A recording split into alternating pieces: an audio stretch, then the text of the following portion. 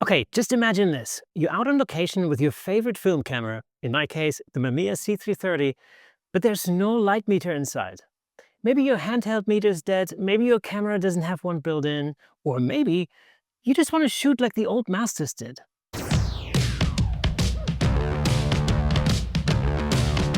So how do you get perfect exposure? This is where the Sunny 16 rule comes in. A method used by generations of photographers before meters were even a thing. It's a simple, reliable way to expose your film correctly just by reading the light. And it works surprisingly well, even for digital. The Sunny 16 rule is built on one idea.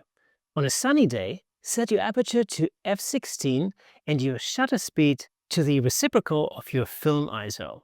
Right now, I've got my Delta 400 loaded and rated at box speed ISO 400.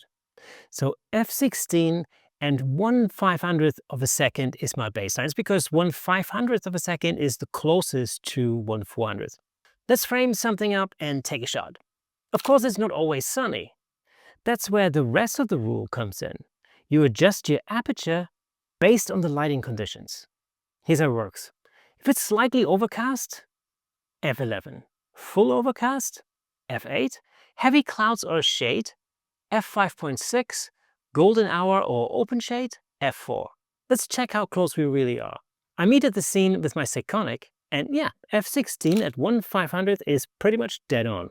That's the magic of Sunny 16. It teaches you to trust your eyes and your instincts. Film, however, has latitude, so especially black and white film like a Delta 400. So even if you're off by half a stop, you'll likely still get a printable negative. And the more you use Sunny 16, the more intuitive it becomes. If you've never tried it, give the Sunny 16 rule a go.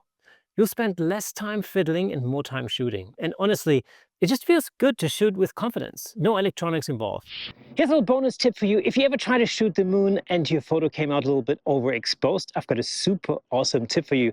You can use something similar to the Sunny 16 rule. It's actually called the Looney 11 rule, but it works in a very similar way. Set the aperture of your camera to f11 and the shutter speed to the reciprocal of your ISO. So if you're shooting with ISO 400 like I've been doing today, then your shutter speed would turn out to be 500. So that's kind of the closest thing. That way, your moon should be nicely exposed. Anyway, that was a little bonus tip, and I'll see you next time. So there you have it, folks. A super easy way to get perfect exposure without the need for a light meter. Let me know in the comments if you've used the Sunny 16 rule before, and if you want to see more film photography tips. If you want to learn more about photography, check out the Camera Shake podcast, where I speak to the leading photographers of our time about how they do what they do. And if you haven't tuned into the Camera Shake podcast yet, then what are you doing? Find it on YouTube, Apple Podcasts, Spotify, and wherever awesome podcasts live. All the links are waiting for you in the description below.